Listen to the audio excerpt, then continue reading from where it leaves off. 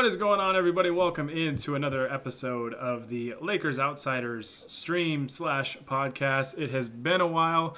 My apologies on that. I will explain that here in just a minute. I'm Gary Kester, your host here with you as always. I'm going to have to shake the rust off. It's been a minute since we did one of these. But I'm joined again today, as always, by my main man, Honi Ahmadian. Honi, I just want to say thank you for your very romantic comment the other day about how Popeye's chicken sandwich made you think of me. So I appreciate that. Yeah. First of all, I want to say that everybody who was missing us should be thanking Popeyes for bringing this back together. Literally, it was in a Popeyes drive yesterday, and I texted Gary to do a podcast because I thought of him. I also want to say that at least speaking for myself, I'm going to not care about this game for the first 3 quarters of it, and then at the end, I'm going to really go all out. That's the way to do it this year. That's the vibe. So, yeah, no, Honi, it is good to see your face again, and you from last time, you got the haircut. It's looking good, and I'm having a little bit of a post-championship glow-up is really what's happening here. Yeah, of course. All right, so it has been, I want to say, about a month since we've done one of these. It's been a minute, and want to apologize to you guys, apologize to you, Honi, for that, and just kind of briefly explain before we kind of jump into what we're going to talk about today. We're going to talk about just kind of our early season takeaways from this early Lakers season that we've seen so far, 14 games in, and kind of preview Monday's game against the Golden State Warriors. So basically, life's just gotten pretty crazy. Obviously, the last 12 months really have just been nuts for everybody, and just been, my schedule personally has been really crazy and all over the place and very unpredictable. So it's been very, very challenging to kind of get things in line, but hopefully moving forward that won't be an issue. So I apologize for our long break for those of you that really enjoy the show, and those of you that do. Really appreciate your support, and I'm going to try and do this more consistently for you guys, because you deserve it. You deserve it, and I'll try and find solutions to the crazy schedule and all that. But yeah, so I apologize, but I thank you guys, for those of you that have stuck around and continue to support us. So I really, really appreciate that. So, all right, Honi, the Los Angeles Lakers are still very good at basketball, and they're 11-3 to start the season. So how are we feeling about this team so far? Listen, man, the energy that this team gives off of not giving a crap and then also really giving a crap, it's totally relatable. First of all, it's how I want to live my life. It's me when I have like a paper due. I just don't give a crap about it until like the night that it's due, and then it's like, all right, I'll do it now. Yeah, then you go into zero dark 23 mode and you get it done. Yep. It's really grown on me because the first couple of games, or even really like the first handful of games, it's kind of frustrating. Like, even though you know that this is a team that is good enough that they don't have to care about the regular season, and you kind of go into the season expecting them to treat it that way. It's a little frustrating when they come out and really don't try and don't play any defense. But as the season has gone on, and we're like 15 games or so in now, it's really grown on me. Like, I kind of love the fact that they're basically toying with teams and just like keeping it within striking distance, and almost having a little bit of a contest to see like how far back can we get by halftime to see if we can come back and win this thing. So it's kind of fun watching that sort of element of this team right now. It gives me like Shaq and Kobe Laker vibes, Kobe and Powell Laker vibes. Those teams were, maybe less so the 2009 team, because that team won 65 games. But the 2010 team totally was just like, we know that we're good. We can turn it on when we need to. We can flip the switch. And you get kind of that vibe with this team. This team is insanely good. We've seen the depth, just the multifaceted approaches that they can do. especially offensively. But we talked about going into the season that this team, probably won't be as good defensively as last year's team. But man, when this team cranks it up on that end, they're still really good defensively, and they can get stops. And you have the monster AD back there. Then Marc Gasol is still a good positional defender and has gotten more blocks than I think I anticipated so far, just because he's a really smart player and just knows where to absolutely. be. And his timing is great. So it's encouraging and frustrating. That's kind of my two thoughts about this Lakers team. It's encouraging, just the gear that they can hit when they really, really want to. I just wish that they would hit it more. But we also said coming into the season, and it's something that we all know, that this team has bigger goals in mind than just winning regular season games and getting a 1 seed or whatever that is. And it's just all about preserving themselves, keeping guys healthy, and getting through this pretty jam-packed season, coming off of a very short off season, especially with some older players like LeBron's 36, Marc Gasol is older, so on and so forth. So it's amazing to me that they've cared for in spurts. They've cared in spurts, and they're 11-3, best record in the league. It's amazing. It just goes to show how good they are. They're not perfect, but they're insanely good. Yeah, and it's been, I don't want to say that they haven't been challenged, because they clearly have had to play a few close games against inferior competition. Like, the Bulls game comes to mind. I think they had a close one against the Spurs.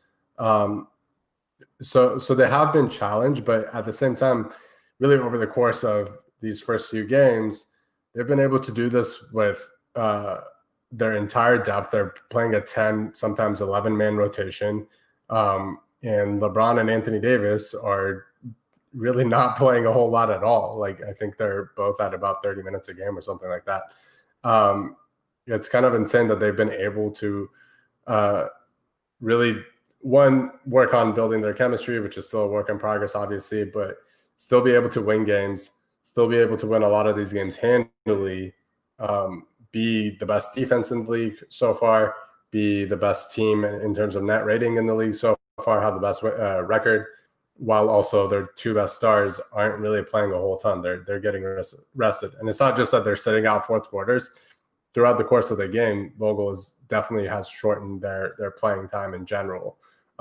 They even have lineups here and there in some games where they play without either LeBron or Anthony Davis on the floor, which they would have absolutely never done last year unless they had to because of an injury. They're doing it this year at times, and that all bench lineup is holding its own. It's doing quite well. So I think that's probably been my big takeaway of the season so far, is that their depth has been so good that, even with guys kind of still trying to gel with their new teammates, they're able to really, really be the best team in the league without having to rely on LeBron and Anthony Davis for big chunks of games. Yeah, and you brought up the fact that LeBron and AD, aren't having to play as much and that sort of thing. Even when they're playing, they're kind of pacing themselves, right? Like, we've seen Anthony Davis shoot a ton of jumpers. Yeah. I feel like LeBron's taking a lot of threes and actually hit at a pretty high rate. At least it feels that way. I'm really confident in LeBron's 3-point shooting right now. It's crazy. Not that I wasn't ever confident in it. It just feels like he's in a good groove with his jumper, which we saw in the at times in the playoffs last year. That wasn't the case themselves, man. Like, when the playoffs roll around, Anthony Davis isn't going to shoot this many jumpers. LeBron's not going to probably shoot this many threes. It's just going to be a totally different approach. And so they're playing less minutes, but they're also pacing themselves in the minutes that they're getting, and that's all that they can do, right? I mean, we're 14 games down, 58 to go, so still a long way to go, but as long as they can just continue to get enough wins while preserving themselves, stay healthy, and they'll be just fine. I mean, so far, I know they lost to the Clippers. I took away nothing from that game, really, because the Lakers were fresh off of getting their championship rings, and that's always hard to overcome, especially when you're playing against another really, really good team. The Clippers might honestly probably be the second best team in the league. So Yeah. it's not going to think much about that, but I think the Lakers still just have a gear that they can hit. So far, from what we've seen, it's early and things can change over the course of the season, but the Lakers still have a gear that just nobody else can hit, and we saw that last year, and I think we're seeing it a little bit this year too. And they're going to have probably some frustrating losses this year. Like they might lose to maybe a young, energetic team that's not overly good. I think you probably saw that a little bit with the Bulls. Like the Bulls are probably going to be an example of those younger teams that come out and they play hard, they play fast, and the Lakers are a veteran team that is kind of pacing themselves given all the circumstances, and they just and then you have no fans for most arenas, so I mean that's you don't get like an energy generated from those types of things. So that's where like guys like Alex Caruso, Taylor Horton Tucker, like those kind of guys, those younger legs come in, they provide a spark. That kind of stuff really helps. So, yeah, man, I'm kind of just blown away with how good they've looked. Like I said, given all the circumstances, because I thought there'd be a little bit of an adjustment period. Like I thought, they're going to be good and they're still going to win a bunch of games, but they could see some struggles early just with chemistry issues because they do have a lot of new faces in the rotation. But, man, it feels like they haven't really skipped a beat. I mean, the guys that were on the team last year just seem like they're even better this year. Guys like KCP. Every time he shoots it, I think it's going in now, which is crazy to think how last season started. And we're here now. I mean, just it goes to show the work that guy's put in. Yeah, for sure. This season honestly kind of feels like the beginning of last year too, where we all didn't expect the Lakers really to be the number one seed. I think most people didn't expect that, including fans. Mostly because, we expected an adjustment period. They got a new coach. They're all trying to learn how to play together. LeBron and Anthony Davis had never played together. Some people just thought they were going to suck because they hate the Lakers. Well, yes, that too. But reasonable people still thought that they would have hit the ground running, and they really did. They had some early struggles as well. They lost to the Clippers. Had that close game against the Bulls where they came back from a big deficit. And this season kind of feels the same way. We expect them to really be slow out of the gate because they're adjusting to new teammates and coming off the championship hangover. But they have they have another loss against the Clippers, have another close game against the Bulls, and it seems to have like kind of awoken them a little bit. And now I don't want to say that they're taking games more seriously. Some of them they have, like the 2 Rockets games. I think they really wanted to win those. Whether it was because of Christian Wood or some other reason, but they really cared about that game. But it kind of feels the same way in that even if they aren't really clicking on all cylinders yet, they're such a good team that they're just racking up wins as they go, as they get better. Yeah, 100%. 100%. It's amazing, man. It's really just it's a testament to how talented they are. I think it's a testament to the coaching staff to just be able to do it, to adjust on the fly. I mean, we saw it with them in the playoffs last year, being able to make those key adjustments and just adapt to the situation. That's what this season was going to be all about because it's very, different. It's very different from normal circumstances, and you just got to roll with it and just make the best of it. And the Lakers are doing that. So it's been really refreshing to see them still rack up wins despite pacing themselves and really just cranking out. I mean, the Pelicans game was a great example of that, right? Like they start out very slowly in that game, kind of get hit in the mouth early. And then I think at one point they went on like an 80-40 run and just absolutely took over the game. And it was like, all right, we're done playing with these kids. And they just take over. And that's the gear that they have that most teams just don't. And it's beautiful to watch. I love it. Yeah, I mean that Pelicans game felt like the Pelicans were hitting every single shot early on, partially because the Lakers weren't guarding anybody, and I think they only ended up with like 95 points. And while we're recording this, they're laying it on the Kings, who have the worst defense in the league. So it kind of goes to show how special this team is, that when they actually care, like they can take a pretty explosive, sometimes explosive team and just completely erase everything that they do on offense. That reminds me. If you're a role player at the NBA, stop going off on the Lakers and then like missing everything in the next game. Looking at you, Gary Trent Jr. Like, come on, man. Like that reminds me of the old days too, like the championship dynasty days where you'd get some Yeah. rando JJ Barea would go off. What was that one guy for the Bobcats, Matt Carroll or something like that? Uh, Uh, they had a I couple. Gerald Henderson always. I mean, he wasn't really a role player, I don't think, for that team because the Bobcats were terrible. But yeah, uh, they won 9 he games one always year. went out. I Yeah. wonder, was it Yeah. one of those 9 wins against the Lakers? That's what I would bet my life on it that it was. I don't know for a fact, but I would bet my life on it that that it team was. just like hit a new level every time they played the Lakers. But like role players, stop having the game of your life against the Lakers, and then the next game I check the box score and you're 2 for 11, Gary Trent. So yeah, It's bad if you're going against a Gary. true. I'm the leader of Team Gary, Gary Nation, and Gary Trent's on probation right now for his actions.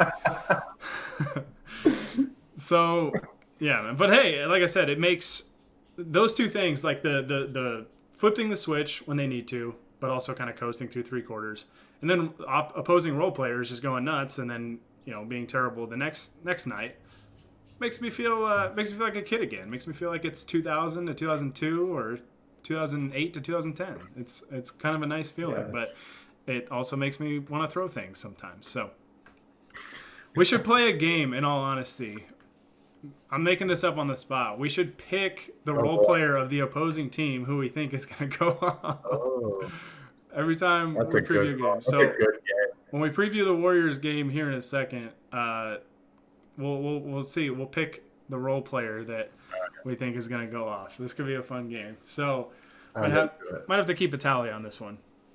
And if you're in the chat, whether it's YouTube, Twitch, Facebook, whatever, let me know in the chat. Who do you think is the Warriors role player that is inevitably going to go crazy and have a much much better performance than their normal standard?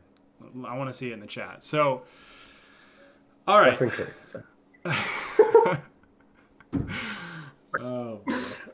All right, let's talk about some of the new additions for the Lakers because they seem to be a pretty heavily talked about item. Montrezl Harrell has been, kind of at the forefront of discussions this year. Schroeder as well, but overall, I mean, I'm pretty excited about these guys and hope a few of these guys are around long term. The Lakers have been in contract talks with Dennis Schroeder. I think they said they can pick that up again in February when he can get more money. So that's coming up pretty soon, but. Yeah, I am liking some of these. I want to say younger guys, probably guys that are kind of entering their prime, and like a guy like Schroeder and Montrezl Harrell. But how are we feeling about these new additions to the team? Obviously, some ups and downs, but I think overall has been a overwhelming positive for a lot of these guys. yeah, I think ups and downs is basically the right way to look at it. All four of them, Wesley Matthews, Schroeder, Montrez, and Marcus Gasol, I think they've all had some games where they've had stinkers and haven't looked very good at all and look like a player on a team that that they weren't on last year and playing with a lot of new pieces. And sometimes they are the lifeblood of the team and the reason that they're winning games. I think Schroeder is probably the one that's most pleasantly surprised me, especially on the defensive end. I think he's really gotten after it this year, and I think he's always been kind of up and down defensively, in my opinion, and what I've watched from him in previous seasons. But this year he's been pretty consistently good. I think he has his limitations on the defensive end that are always going to be there, but he really gets after it. He fights through screens. He's active in passing lanes, active on attacking players' dribbles if they're not careful around him. And you can get a lot of steals, which Dennis Schroeder is getting steals. You're basically done for because that man is faster than a speeding bullet. So for me, as somebody who was a little bit iffy on how he was going to fit on this team when the trade first happened, I've been really pleasantly surprised and really happy with his performance because I think it's pretty overwhelmingly been good. Even on the few nights where he hasn't shot it very efficiently, which he had like a stretch of like 5 or 6 games where he wasn't really shooting well, I think he's almost always positively impacted the team. Yeah, definitely. I've been pleasantly surprised with him as well. I knew he was going to have some ups and downs, just kind of how he plays. He's a very aggressive player, really pushes tempo, Yeah. really, just attacks off the dribble. And he does bring an element to this team that I don't think anybody really else does. I think Taylor Horton Tucker also really likes to attack the basket, but kind of does it in different ways, I guess. Schroeder is just a Hmm. blur, man. He's lightning quick. He's very fast and can really fill it up. And I think his shooting, I was a little concerned that last year might just be kind of an anomaly, a little bit of an outlier. But I feel like his shooting from the 3-point line is still pretty reliable. Let me look. So he's 34% this year. It honestly feels a little bit more than that. But if he's a guy that's at like 35%, somewhere between like that, obviously 40% is kind of like the magic number, right, for 3-point shooting that everybody looks at. But if he's a guy that hits on a 35% clip, I think that's a huge bonus because you got other guys. And that was one of my like minor concerns coming into the season was, do the Lakers have enough consistent 3-point shooting? And he's kind of helped ease my concern about that. And he's just, I don't know, he's been really good. Like you said, a lot of ups and downs for all these guys. But overall, he's a net positive, and I hope the Lakers secure him long term because I think it's really weird seeing the Lakers have like a dynamic point guard and not just like, I don't Yeah. know. Like last year, LeBron was essentially the point guard, but like we watched, Derek Fisher for years. Always step up when we needed it, but wasn't like super dynamic. Wasn't gonna like beat you off the dribble, Yeah. dribble, penetrate, play make, all that stuff. And so it's weird having a guy like Schroeder. It gives me Ramon Sessions vibes a little bit. So I'm glad you said it because I was about to say the yeah, same thing. it's nice, man. It's really really nice, and hopefully he's around long term because I like what he brings to the table. But I also I love what the other guys have brought. Montrezl Harrell, man, I was so stoked when the Lakers signed him because I thought it was such a bargain of a deal to get done. I thought he was looking at probably like a Julius Randle type contract in free agency. I mean, maybe Mhm. not because of the pandemic. You never know, but he's worth more than his contract for sure. He's a really really good Yeah. player, and defensively he has his ups and his downs, but offensively, man, he consistently, you know what he's going to bring you. I mean, he's basically a walking double double. It feels like, and he's going to be highly efficient because he gets good shots, and we've even seen him, shoot some mid range jumpers here and there, and that's been better than I really thought it would. Like early the first game, or like even in the preseason, I guess, seeing him like shoot any mid-range jumpers, it was like, no, don't ever do that again. But it's like, oh, okay, he's actually not bad at those. Yeah, it's also opened up a little bit of his like face up and take guys off the dribble game, which I didn't know he had either. Like this is all very brand new to me. He basically, I think there's a stat out there that pretty early on this season he took more jumpers than he did all of last year. Like this is just a completely new thing that he's adding to his game, or at least having or being allowed to put into his game. Because I think he's talked about not really having as much freedom in the Clippers system last year.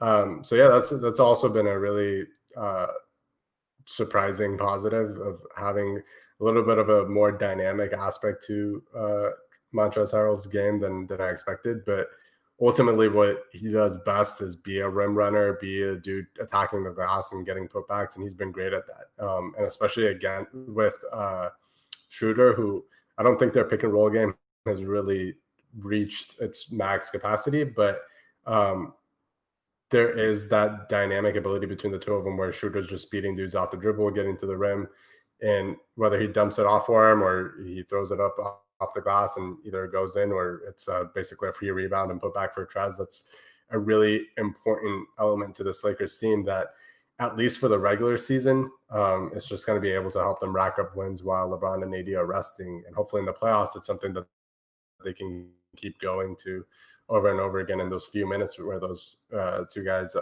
aren't both on the floor at the same time. They have like an extra thing to their offense that they just didn't have last year. Yeah, I feel like the chemistry between Schroeder and Montrez is just getting better and better, and I'm excited to see what those two look like together by season's end and going into the playoffs, because that could be a really good dynamic, a really good kind of 1-2 punch with, when you start to rotate some of those bench guys in and stuff like that. So just gives you offense and gives you rebounding and gives you a lot of different things. Because I mean, it feels like LeBron and AD have definitely turned it on at times, but it just feels like a lot of other guys have stepped up and helped this team win games. And such a luxury, man. Such a luxury to be able to kind of ease those guys along, and then say when the playoffs roll around, assuming that they're healthy, just go after it. I mean, LeBron and AD are at 31 minutes a game apiece. Schroeder's at 30 minutes. Mm-hmm. Trez 24, KCP 22, Kuzma 24.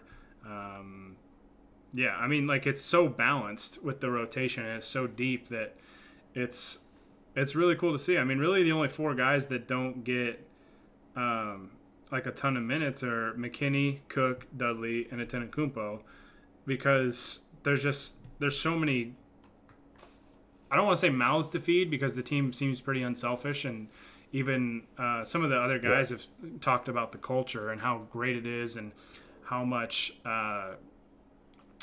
just how everybody plays for one another, and how kind of loose it is, but also competitive it is, and it's just such a great culture that the Lakers have built, and these guys are buying into it, man, and it's fun to watch, because when they play well, they play extremely well, and it's cool to see the new pieces all get incorporated. Even Wesley Matthews, I mean, definitely had his ups and downs, especially with the shooting, but when the shooting is on, I mean, he looks like Wes of old. Really on. Yeah.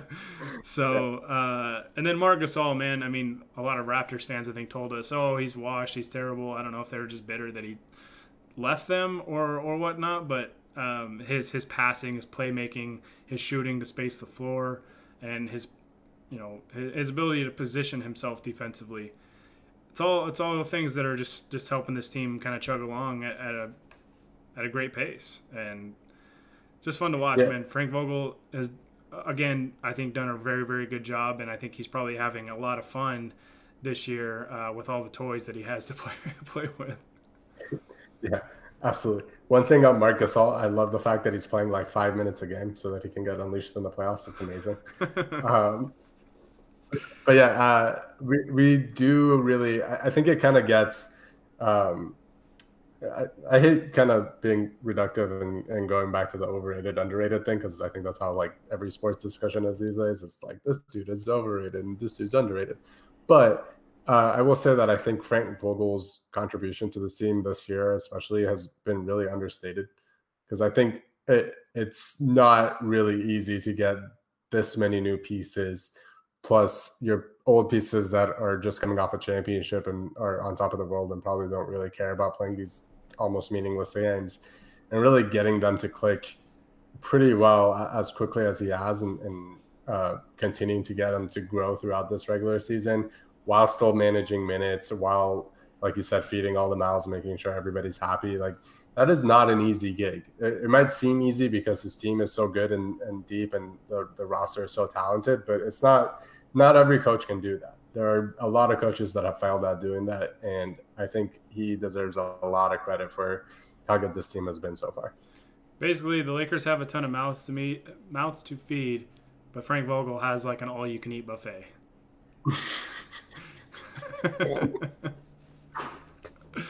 Beautiful. Let's send that to Billy Maxey. All right. Let's transition to Golden State on Monday. Golden State Warriors are 6-6. They had a really rough start to the year. First couple games were very tough. A lot of people thought Steph Curry was done and washed and all this stuff, and he has proven otherwise since then, that he can be very, very, very good. And I think he's going to need to be very, very good to give the Warriors a shot to beat the Lakers. So how do we feel about this game? What do you think are some things the Lakers need to do on both ends of the floor to be able to slow down Golden State and be able to get to 12-3? I'm really interested about this one because it doesn't feel like they've played a player of Steph's caliber in a while. Like they obviously played against the Rockets with James Harden, but James Harden was kind of out of there already. Um, he was not a Houston Rocket for those 2 games. He was me at 4:55 on a Friday. Yeah, he was very much clocked out already. 1, 2, 3 Cancooning. So I'm really interested to see what sort of, obviously I don't think Vogel's really installed his entire defense. I don't think they've done, every sort of strange defensive coverage that he really likes to throw out there in the playoffs. So I'm really interested to see what their game plan is. They've also had 2 days of rest in between these 2 games. So I'm sure he's at least tried to have a little bit of a game plan for Steph rather than just going into it and being like, hey, that dude is good at shooting, so don't let him shoot. So I'm really interested in that because I think they have a ton of bodies that they can throw at Steph in an individual way. KCP seems like he'd be the best bet, but Schroeder can be a little bit of a pass and attacker's dribble. Caruso should be pretty good at it. Maybe you throw THT at him. Maybe you throw Wesley Matthews, whoever. So I'm really interested in that because, this Warriors team isn't really top-down talented. Steph is obviously still amazing. He's having a little bit of a down year in terms of his shooting percentage, but I think that's just because there's so much more attention on him than ever before, which is crazy to say because there's always a lot of attention on him. But other than that, being able to stop Draymond from really conducting their offense is going to be a big part of this, and then controlling how much their role players go off against you. I know Andrew Wiggins has been having a couple of pretty good weeks, so making sure that you're forcing him to take those bad shots that he takes a lot of, and maybe living with the results, but not letting him get to the rim, not letting him take too many threes, and then don't get lost in Kelly Oubre's eyes. That's really the most important part of this. I mean, yeah, if you're getting lost in Oubre's eyes, I mean, you probably don't deserve to win the game. I mean, like, I can't imagine that crossing somebody's thoughts. Like, I guess like you go for a game winner and it's like, oh, that would happen to you. But that would happen to me. I would be awful against Kelly Oubre as a basketball player. I would be awful as a basketball player because I am awful as a basketball player. But I would particularly be awful against like Kelly Oubre and like Al Horford. Those kinds of players with very beautiful eyes. Well, the first step to recovery is admitting you have a problem, I guess. So, yeah, Golden State is a really interesting team because they've got a lot of guys that can play well, I think. Well, not like a lot, but a handful of guys that can play well and can contribute. I think Bazemore should get more minutes for them personally, but I admittedly have only watched him probably 3 or 4 times so far this year. And to me, they go as Steph goes. So, and they don't have like that second playmaker. I mean, they've got, Draymond Green, but I think you live with Draymond basically facilitating offense. And if you take Steph out of the play, which he's a little different than Harden, whereas if you trap him at half court, he's going to try and get back in the play, whereas Harden just basically starts walking back on defense, essentially, once you get the ball out of his hands, or at least what we saw in that playoff series. But so I would anticipate, I don't know. It's tough to say. Like, if this was a playoff series and the Lakers, were going all out and doing everything they can to win each and every game, I think you'd see them trap Steph at midcourt a lot, get the ball out of his hands, and then kind of take your chances and say, hey, we're going to make these other guys beat us, whether it's Draymond shooting the 3, which I think teams guard Rondo closer on the 3-point line than they guard Draymond Green. Might guard William Rondo closer than they guard Draymond Green. I'm just saying, every time I watch Golden State play, I'm like, so one of the Clippers games I was watching, Draymond has a wide open 3, like top of the key. Nobody's around him. He like dribbles in to the defense and then turns it over. And I'm like, Dre, you got to shoot that, man. You got to take that open shot. Like two possessions later, he had the same look and then shot it, and I think hit nothing but backboard. And I was like, okay, you know what? Maybe not. Never Maybe you mind. were right. Maybe the turnover was better, actually. Uh, that's actually, I feel like that was a big part of how the Cavs came back in that 3-1 deficit finals. Is other than the game where he got suspended, they really were letting Draymond shoot, and he was shook because he was dribbling in and trying to throw up all these wild floaters that just were not getting close, and he had nobody to pass to because they were guarding everybody so tight. Yeah. I think that was a really big part of it. Yeah. So you gotta live with that. You just gotta get the ball out of Steph's hands as much as you can, because I think he's gonna need to score at least 30 to beat the Lakers on Monday, maybe 35 plus.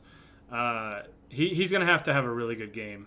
I mean, we're gonna have the inevitable role player that goes nuts, and we'll make our guesses here in a second. But you just got to trust that these other guys can't beat you, and I just don't think they can, especially if the Lakers give a crap for even half the game.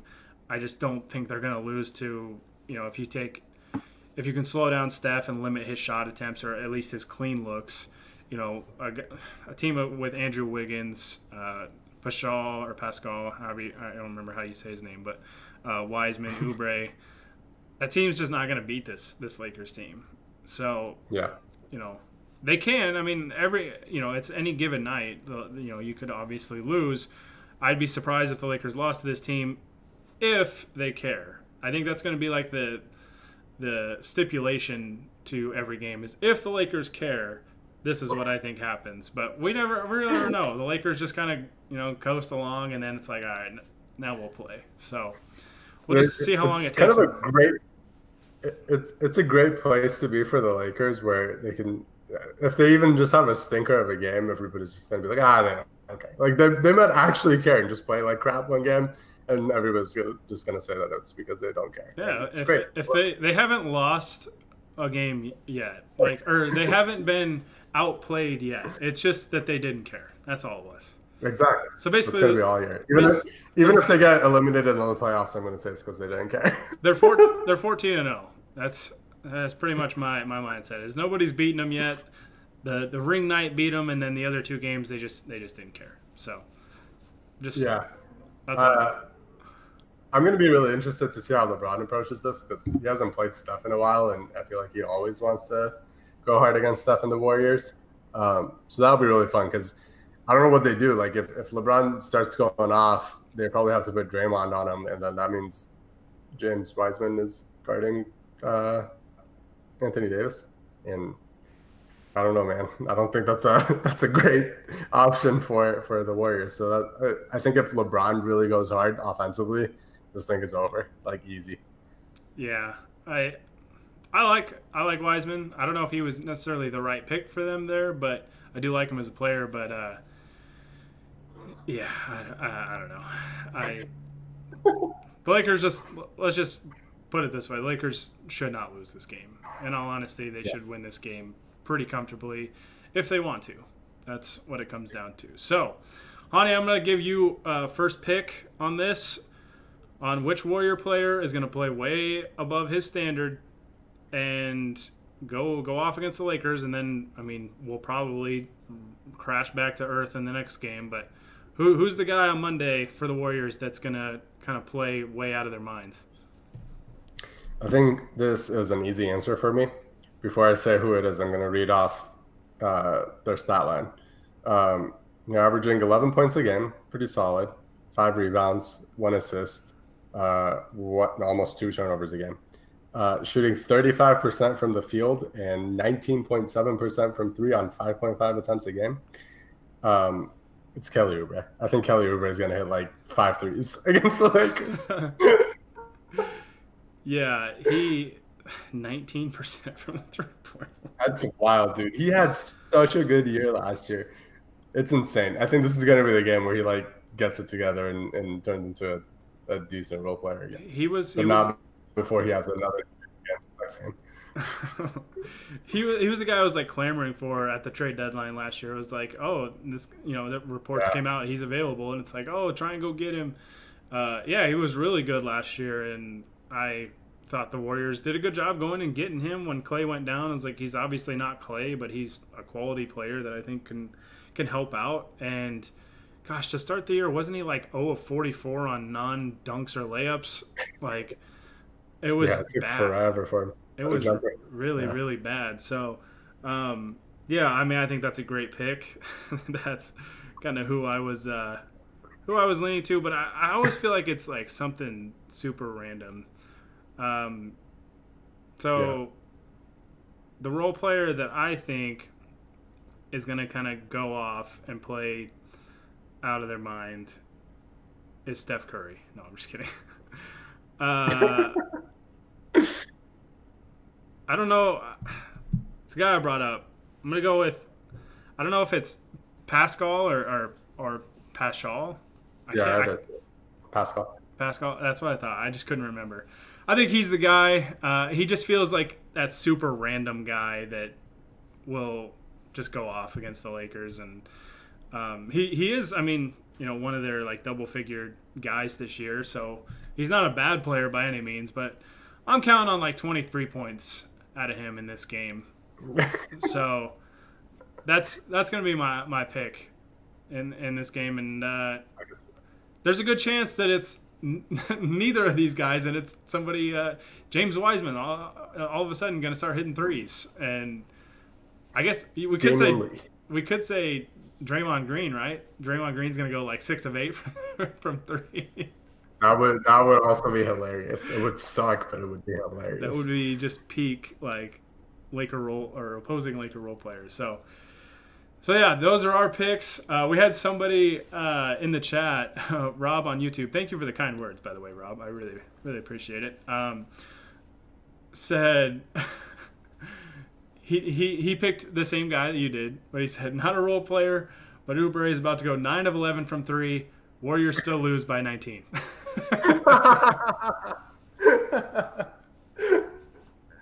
Yep. All right. I'm into it. That's exactly what I think. Yeah. So it's like that joke that always gets made. It's like Oubre from way downtown, and he cuts the deficit to 35. I did that for the first Rockets game. While I was shooting the game from our account, and then like a couple minutes later, actually it was during their run in the third, but it hadn't really started yet. And then all of a sudden they like kept racking it up, and it got to like 10 points. I was like, oh crap! I shouldn't have said anything. I know. I feel like we're tempting fate by saying that this should be an easy game for the Lakers, and the Warriors are just they're gonna look like the Warriors from like 3 years ago and just absolutely go crazy. So, yeah. All right. We did have a couple questions that we can get to because we haven't been going too long on this. So, we did have somebody. Well, I guess it's more of a comment. Charles on YouTube said we need to make a move, not a major move, but a small move for a center. How do you feel about that? Okay, so I've been talking about this a little bit. One, I don't see a trade happening because I think their top 11 guys are guys that they want on this team, and after that, like nobody's really clamoring for Alfonso McKinney. I don't think. Not with that attitude. We're trading him for Kyle Lowry straight up. But the other part of it is if they're gonna get somebody as like a free agent, I don't think they're gonna do that until after the trade deadline. And my thought on that is, yeah, that's fine if you want to go get a big after the trade deadline. It makes sense that a lot of people think the Lakers need another big. I totally get the rationale behind that. But after the trade deadline, you're looking at just a couple of weeks before the playoffs, and at that point, Anthony Davis is going to be playing like 35 minutes at the center position, and Marcus Gasol is hopefully going to play the rest of that. So I don't really see a need for a big at that point. So if this team is already winning this much and Anthony Davis hasn't had to really play center or play a lot of minutes, then I don't really find it as big of a need as I think a lot of other people do. Yeah, it's something that we've talked about a couple of times on getting one more like true big guy that can play that center spot. And I get it. I mean, it's one thing that we said when we looked at the roster going into the season is, yeah, I mean, I'd feel more comfortable if they got one more guy, but it's mostly just the insurance, I guess. Mm-hmm. Like if there's an injury or anything like that or foul trouble, Because, yeah, like you said, when the playoffs roll around, AD is going to play most of his minutes at the 5, like we saw last year in the playoffs. I mean, there were times where the Lakers didn't play JaVale or Dwight at all in the playoffs because we're going to go AD at the 5, and sometimes Markieff will play the 5, and we're going to play a little bit smaller, a little bit faster, more versatile, and we're going to space things out offensively. We're going to run, all that stuff. So I think you'll see a similar type of approach. Marc Gasol will play as much as he is needed when the games really count. So when the playoffs roll around, I don't really think that there's going to be like a need for another center. I think it's just more for, kind of what we thought. So I kind of agree with you, Charles, but for me it was more just about insurance during the regular season just to kind of get through. But Frank Vogel's done a wonderful job managing minutes, managing workloads for these guys. So, I'm hopeful and very encouraged that they can just kind of keep the status quo going for most of the year, and they'll be just fine. And I think they can play small too and be just fine as well, especially because a lot of teams play small nowadays. Yeah, I think so too. We had a couple people really gassing you up in the chat, and I don't like that at all. So I'm gonna just skip. I don't have a sign up today. I'm gonna skip over that. The only other question. We did get asked which one of you is gonna take on Alan Slua after he destroys Trevor 1-on-1. Is that a thing? Is that really happening? I haven't kept up on Twitter much lately, but are those two really playing? I actually would love to see that. That's kind of hilarious. It's not going to be me because, as we just said, I am awful at basketball. Gary's actually pretty good. It'll be me. I'll represent for the Lakers Outsiders team and go out there and try and get some buckets. So I hope this is an actual thing because I really want this. As soon as we finish this, I am. Oh, Rob says it's happening. Rob, is it happening like tonight? What do you know? What day? What are the details? We need to know. Can I get a stream of this? Like, what's going on? I gotta know. Can I charter a flight for Gary to get here safely in COVID time so he can play whoever wins 1-on-1? I'll run there for a game of 1-on-1 with against some fellow members of Lakers Twitter. So talking trash, bro. Hey, if you're going into a 1-on-1 game, you gotta talk trash. It's what you gotta do. I would love to watch that though. I once wrote a draft profile piece on our website about Gary. That's how good I think he is at basketball.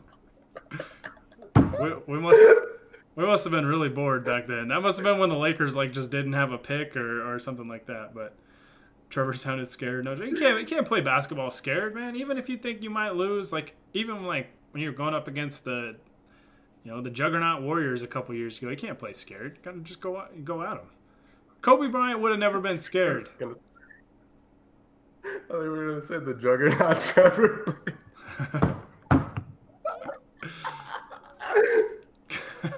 This is so funny. I had no idea this was a thing. I'm hopping on Twitter right after we're done. Do I? The silver screen and roll have a representative? Is it Anthony? I don't. Oh God! If it's Anthony, I'm playing Anthony right now.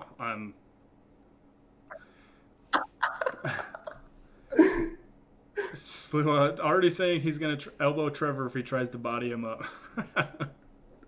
Oh, I would pay money to see this. The NFL games are done today. I would pay to see this. So, I'll play. I mean, I gotta go from Boise down to LA, but I mean, I'll play. Especially with the weather you guys are having right now. Honestly, it is hot as hell. I'm in San Diego, but I would drive up to watch. Honestly, I know this is mostly jokes, and I know that there's a whole ass pandemic happening, so it's not really possible. But in the future, just all the Lakers sites having a representative to play 1-on-1 for charity or something, I'm in. I would set that up. I think we should just have a tournament, and we get just some 5-on-5 going, like Lakers Outsiders versus Silver Screen and Roll, versus all these blogs and sites and stuff and podcasts. Let's do it. I mean, we do that a little bit in Vegas when there's not a pandemic going on. At Summer League, we usually get some pickup games going and stuff like that. I played against Grant Goldberg, Pete Zayas, Tim. You guys know him from really good follow. Tim NBA. Number of those guys. We played some pickup games, basically kind of in our street clothes, so that wasn't fun. But it was a blast. But we need more of this. We need more Lakers Twitter playing one. I guess that's like how confident we are in the team, right? That like, we don't need to cover the team. Let's just play basketball against each other. That's more interesting. We actually care about the games we're playing.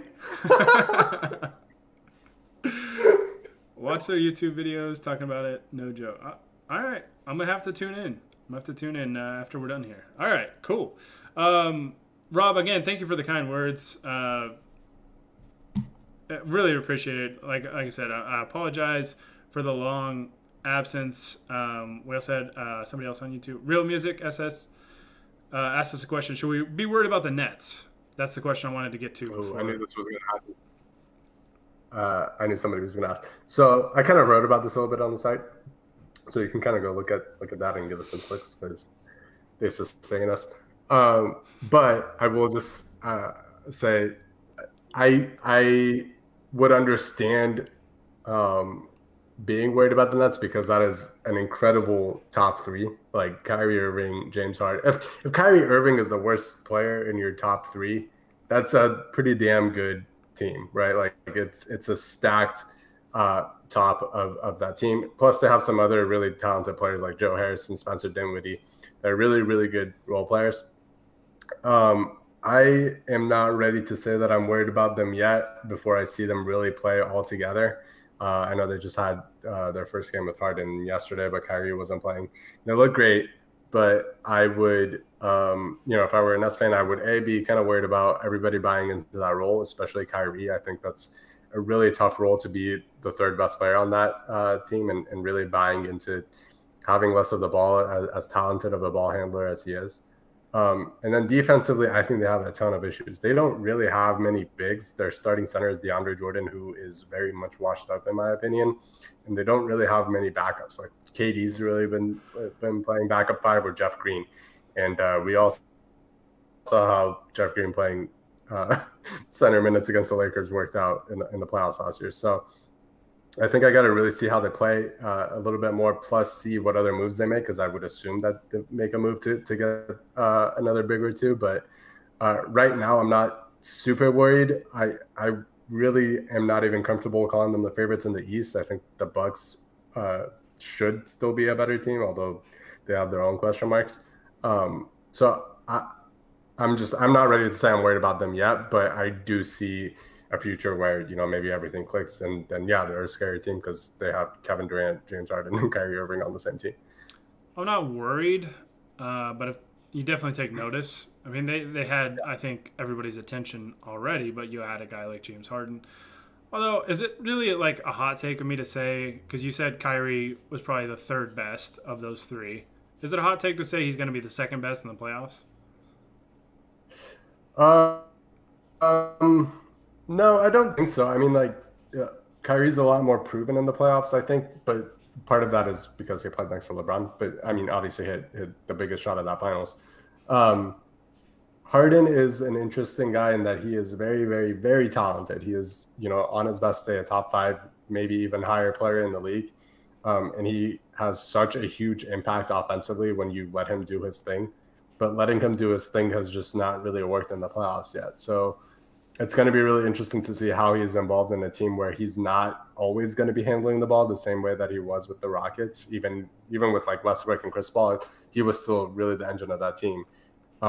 I think for the Nets to be good, they probably will have him still be the main ball handler, and I think Kyrie is going to be more of the off-ball threat than he is.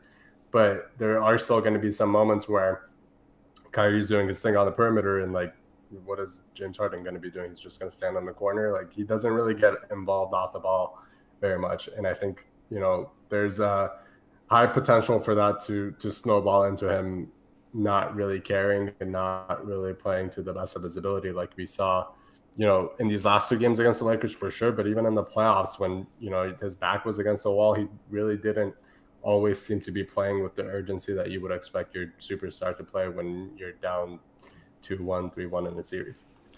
Plus, when it comes to their defensive issues, I mean, they're coached by Steve Nash. They're obviously not going to fix those defensive issues, right? Hey man, that's Lakers legend Steve Nash. Any chance I get to slander Steve Nash, I'm going to take it. It's kind of nuts though that Steve Nash got this job, this first head coaching job, first any coaching job really, out of nowhere. Nobody expected it, and now he has to he has to coach Kevin Durant, James Harden, and Kyrie Irving, who are three of the most talented players in the league, and also three of the like most extreme personalities in the league. Like that's tough. Like that is going to be a really big test for that dude. And I like Steve Nash. I don't slander him unlike you, but that is a tough ask for a guy in his first year coaching. Well, I'm just surprised he got Mike D'Antoni to be an assistant for him. Like, that's how bad the Rockets situation was, where Mike D'Antoni was like, no, I don't want to be a head coach anymore. I'm just going to go hang out with my old boy Steve and in Brooklyn and just kind of hang out. And now he gets to coach Harden again. So it all comes full circle. Weird. But yeah, Real Music SS, thanks for the question, and then thank you for the kind remarks as well. Really, really appreciate that, Rob. You as well. I know I said thank you a couple times, but you just keep saying nice things, and really appreciate it. It really does mean a lot. It really does mean a lot, especially given the little hiatus that we were on. 100% on me. That's my bad, and I will do everything I can to make sure that doesn't happen again. I'll try to get on tomorrow night after the game. It's just tough for me because especially these home games. So I'm an hour ahead of the Lakers or anybody living in LA. And so I get up super early for work, like 5 a.m. So these games that start at 8 o'clock can be kind of tough to, do a stream after. But I'm going to try and do it as much as I can. If not, I will definitely be on Tuesday night. I don't know. I haven't really discussed this with you, with your schedule and everything yet, and we'll figure it out. But we'll be on Tuesday night, and at the very least, we can talk about either the Warriors game or we can do kind of a Q&A. We can just do like a mailbag stream and answer all your guys' questions and kind of go from there. So going to be doing these more often from now on. Stuff just got kind of crazy there for a minute, and we'll definitely be back on more often though. I will promise you guys that. So thank you guys again for the kind words. But as always, if you like the pod, you like the stream, I will edit this after the fact, and it'll go up on Podbean, Apple Podcasts, Google Podcasts, wherever you get your podcasts. It'll be up there. If you want to watch these live, you can do so in 3 different places. Twitch.tv/Lakers Outsiders. You can subscribe to us on YouTube, and you can like and follow us on Facebook as well. It'll be up on Facebook Live. If you want to support the stream and the site to get, just to help out the whole crew on consistently getting, new content out, improved content out. We're always trying to get better and all that stuff. You can subscribe to us on Twitch. A tier 1 sub, I believe, is $6. So you can help support us there if you so choose. We also have a Patreon link, right, Honi? Yeah, I'm pretty sure it's patreon.com/Lakers Outsiders. We are trying to put a bunch of stuff on there. The more support we get, the more we'll do it. It's kind of a tough situation because obviously, like, Gary and I aren't the only ones on the site, and we're also not the only ones who have full-time jobs or school or whatever at the same time. So it's really hard for us to get a lot of content done, and we obviously don't want to put everything behind a paywall because we want everybody to have access to the work that we do. So the more support we get on Patreon, the more we'll try to do really cool things. I know we want to work on doing some like wallpapers and stuff, but I try to do a power rankings every week, so that, if you're not able to watch other games other than the Lakers, I try to, at least give you a little bit of a view at other teams. Raj at Unwritten Rules on Twitter, great follow. Our dude. His tweets hit different. Yeah, his tweets do hit different. His Twitter likes also hit different. He's been doing some film pieces on YouTube that we put on Patreon as well, and they're phenomenal. I don't say that just with the bias of this being our website and being really proud of the work, but he does a really great job of it. And really everybody on our side, they work really, really effing hard, despite this not really being a job for any of us. We don't get paid for this. So if you can support us, that's awesome. If you can't, at least share it, tell your friends and family, and hopefully that helps us get more consistent, get better workout, and really build what I think is most important to all of us is build a really cool Lakers community, Lakers fan community, where we can all just be interacting with each other and talking about the Lakers and hopefully winning a lot of titles together. Yeah, that community can be such a beautiful thing. I mean, I have met so many people through this Lakers community through Twitter. I mean, Hani, a few years ago, neither of us knew each other, and we've met a lot of people that have become friends through this Lakers community. Yeah. And I think continuing to build this thing and giving other people that opportunity that otherwise might not. And I think it's a really cool thing that I think we can all support one another and continue to build as a community and support each other while supporting the purple and gold, and hopefully, like Ani said, win a lot of championships and at least past Boston. God, the Celtics fans, if the Lakers win the title this year, because I'm fairly confident the Celtics aren't going to. I really hope I don't jinx that. Knock on wood. But and they just got 30 piece by the Knicks today. Shout out Julius Randle. But let's go. But yeah, man, Celtics fans are gonna have to log off for a while if the Lakers pass them in titles. So, all right. As always, guys, you can follow us, on all those platforms. You can get all of our content up on LakersOutsiders.com. You can follow Hani on Twitter, just at HONIAHM. You can follow me at Gary Kester. And you can, if you want to talk more about it, you can also follow my personal Twitch account, just SwishGK. And I think it's up on the screen as the latest sub, so you can find me there. And yeah. We're going to get out of here most likely Tuesday night. We'll be back on. I'll try again for tomorrow. We'll have to kind of see how things go when my class actually gets out and all that stuff. So, yeah. So we'll talk to you guys soon. Thank you guys so much again. But until next time, this is Gary Kester and Honi Ahmadian with the Lakers Outsiders, signing off. Shout out Nevada legend Ramon Sessions.